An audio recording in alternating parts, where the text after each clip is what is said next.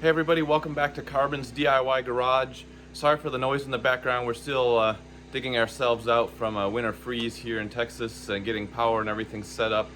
But wanted to give you a video of replacing the exhaust manifold on my Jeep TJ, the TDSR. That doesn't sound right. Definitely needed that work done. I didn't know how long that video was going to last. Turned out it was about an hour long, so I've broken it up into two parts. My plan with making this video was to really try to go step by step a bit for people who wanted a little bit more detail on how it gets done, how it's supposed to get done, lessons learned along the way. So I'm sorry in advance if it's too long, but hopefully this will help a few people out. This second video picks up where the first video left off, so if you haven't watched that already and you're interested in how to remove the intake manifold and exhaust manifold, go look at that video now. Otherwise, this video is going to show you how to get the engine bay ready for the new gasket and new manifold, and then the process to make sure the manifold fits and everything can go back together relatively easily. But there's lots of lessons to be learned along the way, so enjoy this part 2. And if you do like the video, please give it a thumbs up and subscribe to the channel. So all the hardware is out, and the procedure writers for the service manual conveniently don't have to insert steps for what needs to come next and could take you a couple of hours. And that is called cleaning the head, getting the engine, at least mine, getting the Wasp Nest out of your engine, but cleaning up the engine, cleaning up the intake manifold, probably test fitting the intake and exhaust manifolds before you put them in for good, possibly having to remove bolts that have snapped. And in my case, I already did a quick test fit of the intake and exhaust manifolds, and the new exhaust manifold has got the common problem with all these aftermarket exhaust manifolds, in that I'm going to have to grind down a little bit of the exhaust manifold to get it all to fit together. So that is what's all in store. Lots of cleaning, get the finish nice and smooth, and then work on the exhaust manifold a little bit before I start reinstalling anything, which is conveniently for the writers of the manual the next step, which basically says do everything you just did but in reverse. So we'll see how it goes.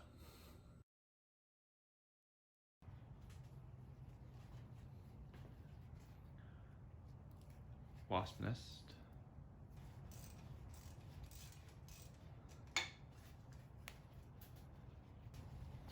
So I'm just going to wipe this down to start with, and then get even further into cleaning.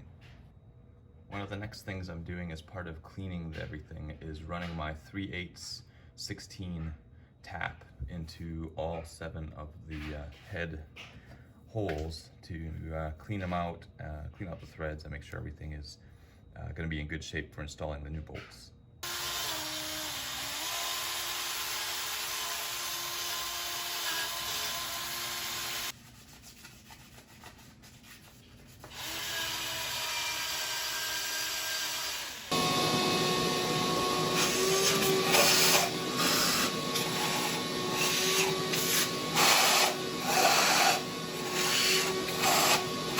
While some reviews on these aftermarket exhaust manifolds say that they can get everything together with the heat shield installed, most say they can't.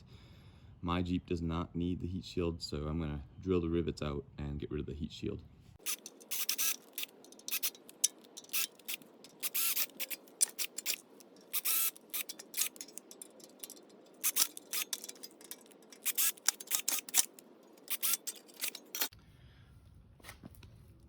I'm going to try to show you what I'm talking about with exhaust manifold and needing to grind it. So this is the face of the old manifold. That looks gross, but goes up against the engine block, and you can see this the surface is pretty much flat all the way across, and it's true on both sides. So if you go to the new manifold, the surface has got a nice dip here for intake manifold, and I'll show you that in a second, where the dowel pins go, but it's not long enough. It needs to be this same depth all the way across, so I just need to grind this flatter on both sides. I'm gonna try to do this one-handed with, so this is the intake manifold and the new exhaust manifold, and you need the gasket mating surfaces to be all obviously flush with each other, so then when they go up against the head, and you can see here where the dowel pins go through the intake manifold, that that lip on both sides. It just pushes it up, and that's just enough so that it won't go in. It just won't go in when you try to put it all together. So I'm going to grind the top of this bar down a bit just to get it all flush.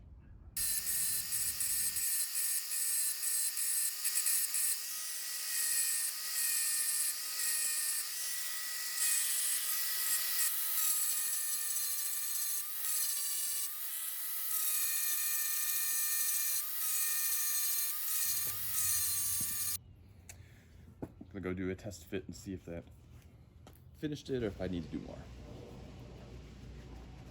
Okay, truth in advertising, because the lessons learned are what's really important. I probably spent at least an hour taking this on and off, doing test fits with the intake manifold, because the ears where the intake manifold goes over the dowel pins kept rubbing, especially up against the front side, the forward towards the front of the Jeep side of this this piece. So I had to grind this down a number of times to get it to fit, and that's actually over in this area.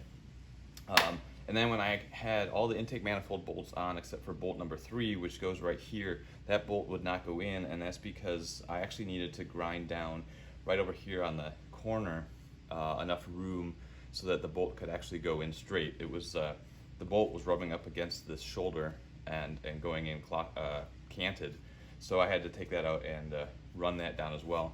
This side didn't need a lot of work, just a little bit, but this side needed a lot of work.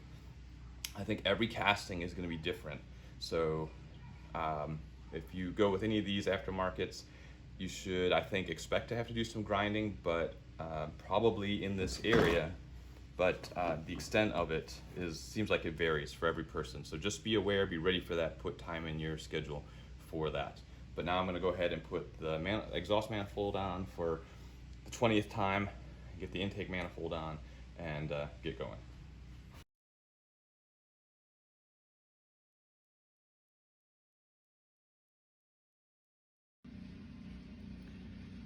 It's probably obvious to everybody, but just in case somebody misses it, I want to point out that the bottom of the exhaust manifold, the bolts have little rubber protectors on them, and you got to take those off before you install the manifold. Well, before you install them exhaust connection, or the bolts won't fit into the nuts. Easiest to do it now while the manifold's sitting on the garage floor.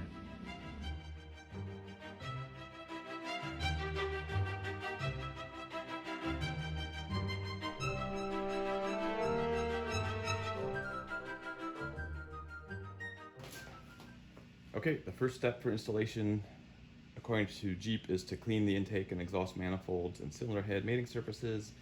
Don't let foreign object debris get into the engine. It's all great advice, we already took care of that. So the next step is to install a new intake manifold gasket over the alignment dowels on the cylinder head. So I would say the next step is to inspect your new gasket and make sure it's just flat, there's no cracks, no debris, everything looks in really good shape. I just took it out of the packaging, so I think we're good to go. We'll go ahead and install it. Just slide it over the dowels. There we go. The next step is to install the exhaust manifold and install bolt number 1, the center bolt. And the instructions say to keep the manifold centered on the studs using spacers. When I took the old manifold off, there were no such thing as spacers, but if you get the Dorman bolt kit, it comes with these little plastic brown things that nobody seems to know what they are, but I think these are the spacers, so you put them over the studs, and this will keep your manifold exactly centered up. So I'm going to put the spacers on the studs,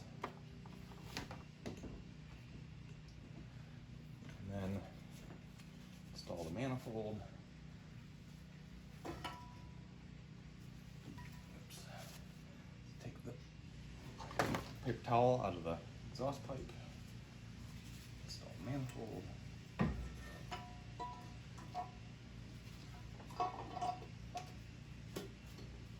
And the manifold does fit right over those plastic spacers.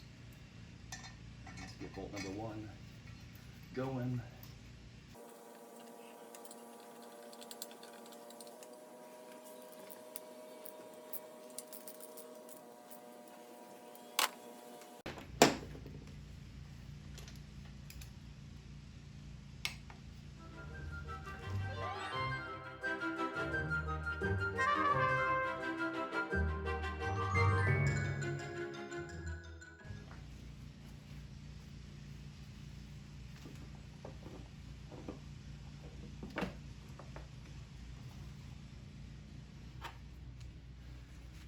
bolt number 3 first. Get that started.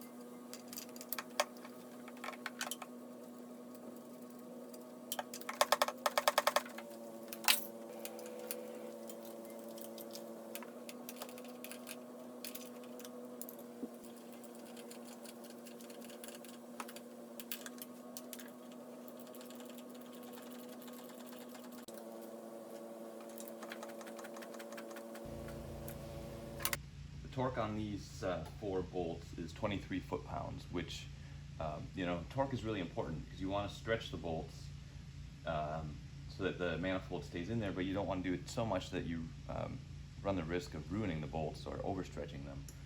I really wish I could get a torque wrench in here, but I just didn't find a way. So with a 3/8" ratchet, I know that if I give it, you know, not Superman, but if I give it some pretty good strength, that usually gets to 25 to 30 foot-pounds. So that's pretty much what I went with, and I really hate doing that when it comes to torque, but I didn't really have all my space tools with me, so we're gonna go with this and keep moving on.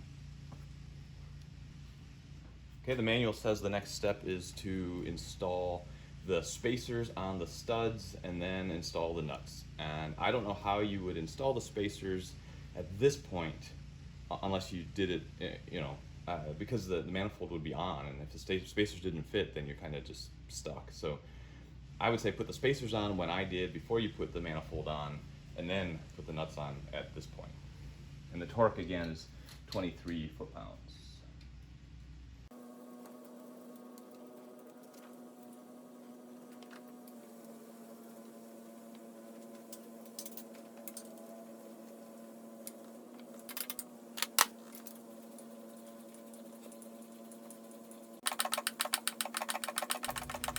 Of course, the exhaust manifold instructions just say, after you've installed the intake manifold, just put everything back. So you go back to the intake manifold instructions, and it has more detail.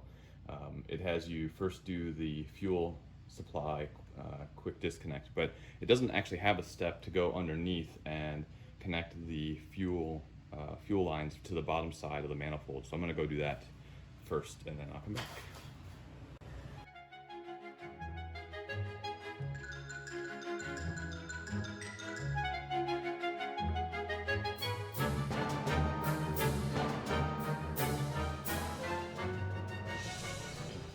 Is the fuel line.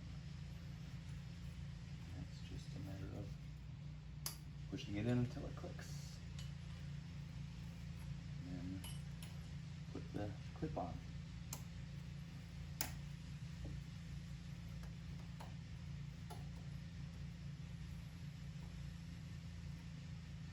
And let's see.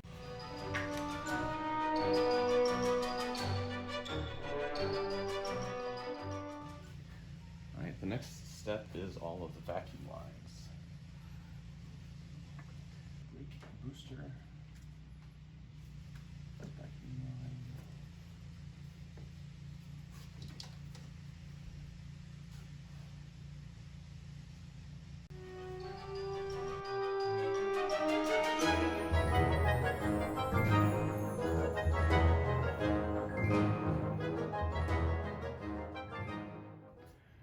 Okay, so next is all of the electrical connectors. So let's get the harness.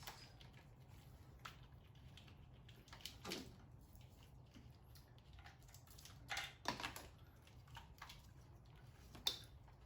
get you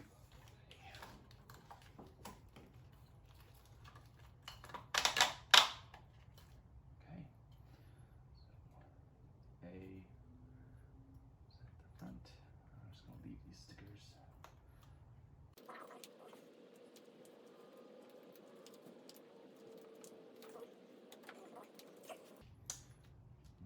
thermostat off for right now because it'd be easier to put the pulley back. See, this goes.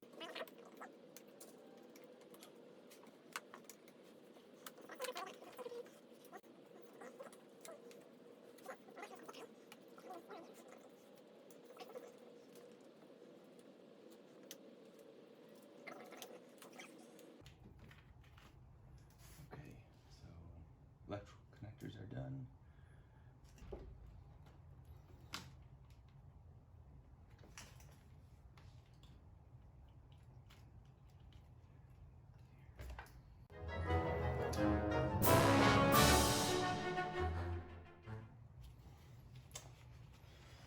Okay, next is to do the power steering pump. So cut the zip tie.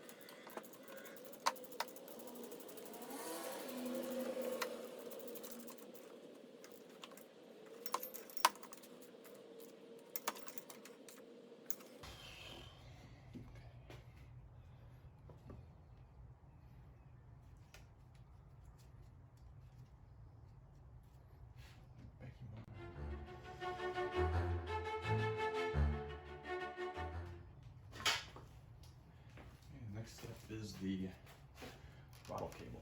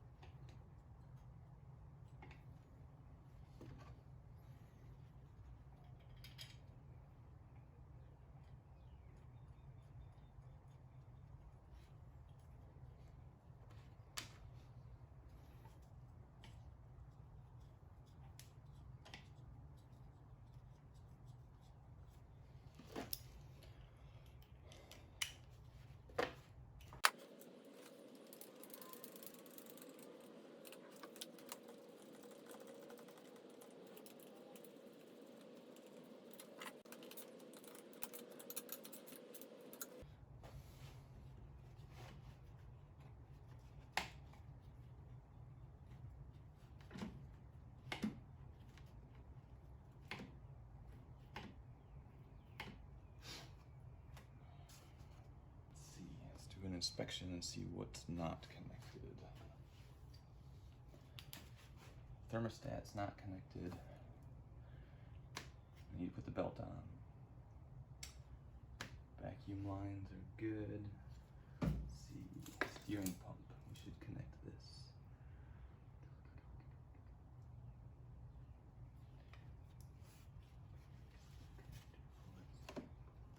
Okay, what else?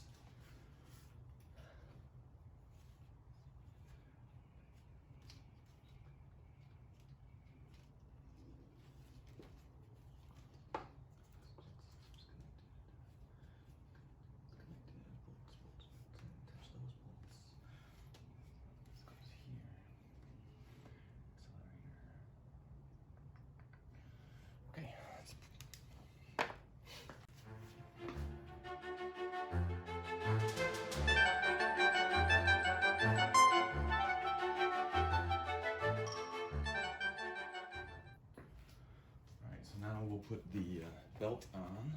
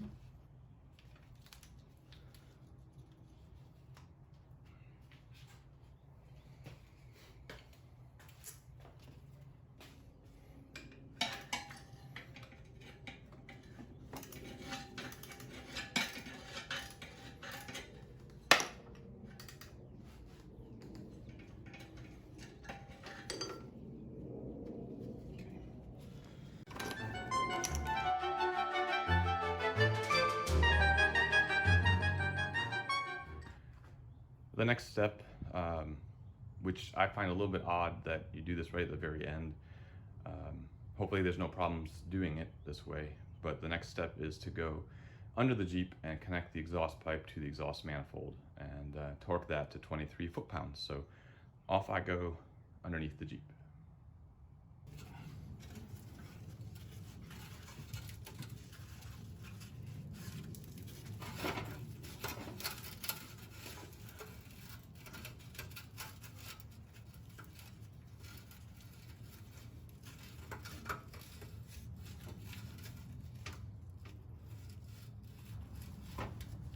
So I just got out from underneath the Jeep with the exhaust. That was exhausting. So the exhaust pipe lined up to the manifold just fine, but the nuts that come with the exhaust manifold are too big to work with the tailpipe, the exhaust pipe that is on at least on this Jeep.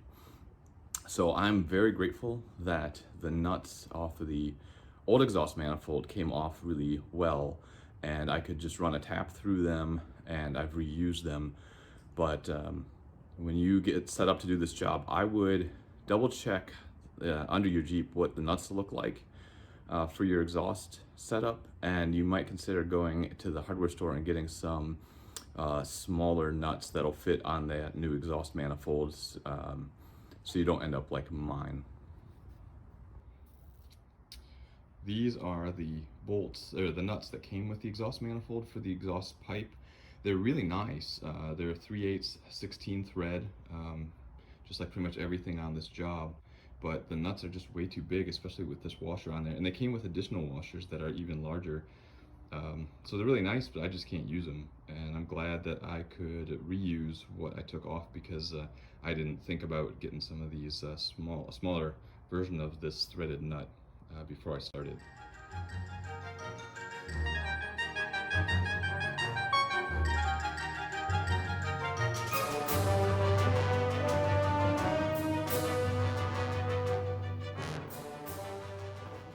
The final set of steps is to put the fuel pump relay back in, and then connect the battery, and put the air intake back on, and see if it starts.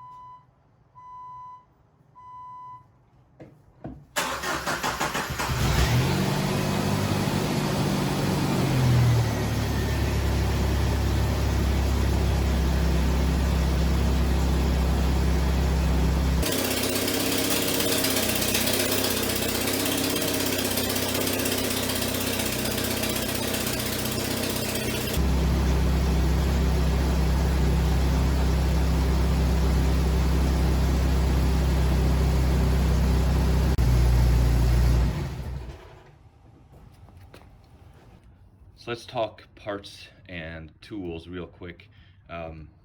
These are the leftover parts from the Dorman bolt kit. The bolt kit works for the 4.0 liter and 6-cylinder and the 2.5 liter 4-cylinder. So you're gonna have some extra bolts if you're working on a 2.5 liter like mine. They do not come with the bevel washers, so you need to buy those separate. I only bought 2 for some reason, and I needed 4, so I reused 2 from the previous install, and they're fine. They're just super rusty, but you have to use these beveled washers. Like I just just working on the exhaust. These are the, I don't know where the other washer went, but 2 nuts and washers off of the exhaust manifold that came with it as part of the kit. But I can't use them with my exhaust pipe, so I reused what was already there. But you might need to get your own replacement nuts for the exhaust pipe.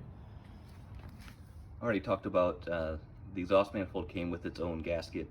I chose not to use it because it looked a little inferior compared to the Felpro gasket. So I got an extra gasket. Goes nice with the original gasket I pulled off. As far as tools, I ended up using an angle grinder, tap and die kit, the vacuum cleaner, drill to drill out the rivets in the heat shield for the exhaust manifold, and then a whole bunch of sockets, not too many sockets, but sockets and extensions and half-inch drive impact sockets. The 9/16 is really important. The half-inch is really important. Let's see, and then to get the studs out, you need a E8 external Torx socket, carb cleaner, engine degreaser. I thought I might be able to use the torque wrench more than I did, but you can try doing that. Flashlight, screwdriver. You need that fuel quick disconnect tool. Zip ties. Who doesn't love zip ties?